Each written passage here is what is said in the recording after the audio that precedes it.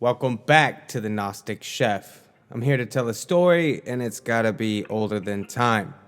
The story's Alice in Wonderland. Now you might be thinking, that's not that old. Nope, you're right. You're 100% right. It's not that old. But the story is ripped off from an older story. The older story would be the story of the goddess of spring. But to begin, the Wonderland is a memory palace. It's like a capsule, like a time capsule, and this is encompassing the Victorian age, the wisdom of the ages. Wonderland, it was published in 176 languages. I don't know if everyone's aware of that, but other than Shakespeare and the Bible, it's the most quoted from is Carol. So yeah, 150 years of Alice, but this is, like I said, a ripoff of the oldest known story, 5,000 years ago, the goddess descent to the underworld, where she takes her trials and tribulations and returns in the same. You'll find this in Alice.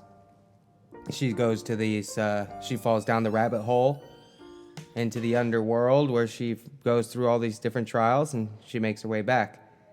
It's the myth of the goddess of spring. You find the white rabbit there. The white rabbit's linked to spring. The rabbit's got all kinds of different little meanings behind it. But the rabbits for spring always symbolized, the rebirth, the regeneration of the animals themselves, how they would just come back to life at that point. They had this rabbit was represented in many different myths. Irish, Welsh, English. Puck was the English version. You see that Shakespeare's Puck with the white rabbit. And then 250 years before this, the Rosicrucians were following the mercurial rabbit down the rabbit hole. Interesting, right? The Rosicrucians with the white and the white rabbit. The rabbit itself is also mathematical implications. It has those, the Fibonacci number was based on the reproduction of the rabbits. So the rabbit itself is, it's got its own mathematical paradox. It also, in the movie, it took stabs at a lot of different things, including political discussions, like the idea of the Darwinian evolution, the creation in the kitchen, the Duchess's kitchen. Carol turns evolution into a word game by using these things called doublets. So it gets real deep. This author was kind of intense, and definitely a deep thinking mind. If that artist or if that author themselves was a truly the person that they spoke of. Maybe these are just, characters in time that they've given us. But either way, we are supposed to take the lessons and not look at the person necessarily. Like, you can't throw the baby out with the bathwater kind of situation. You're not going to want to just jump to conclusion. You're going to want to use a rational mind and come to your own conclusions with these thoughts. But I just thought I'd share a different version of Alice in Wonderland, because this is something that maybe you haven't heard about. The spring goddess. Anybody? Hands in the air. I think I'll count like 5. Maybe more than that. I'm being facetious, but I just mean in general. These are stories that have been told time and time and time again, and I think they are all beautiful and they all have different meanings. Like, even this author here speaks of having 5 different levels to each character in the story. They talk about these characters in Alice in Wonderland were all actual people that they were trying to either poke fun at or make a message for.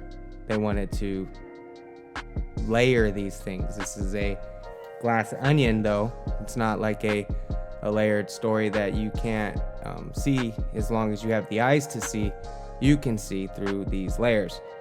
Now, depending on the aperture of your cognitive ability, whether or not your hemispheres are firing off in synchronicity, so that way you can actually grip the concepts, or maybe comprehend the meaning, or comprehend more than one meaning. Being able to render out more than one thing is kind of how you're doing alchemy. You have to take the mind, the soul, the body, and the spirit. You got to put all those things together.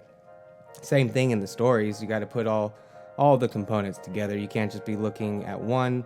You have to look at all as a whole, and then use your own abilities to reason, and then come up with your own conclusion. Doesn't have to be the right one. It just has to be the one that resonates the most truth within you. That probably most likely is the right one. And if it isn't the right one, then maybe that resonance was the one that you needed to be on, so you can go learn the right one. Sometimes that's the point.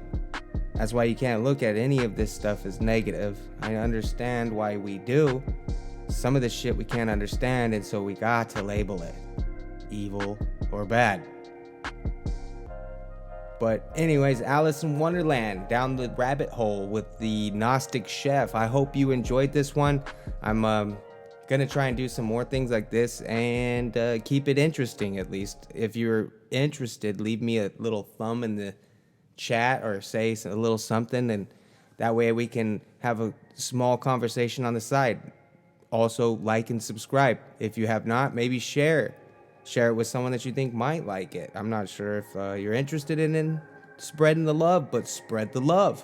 All right, guys, much love. Enjoy your rest of your day and journey. People say stay safe. I'm gonna keep saying enjoy your journey, because even when you drive safe, or you be safe, bad things might happen. And those bad things might just be lessons. So don't even call it bad.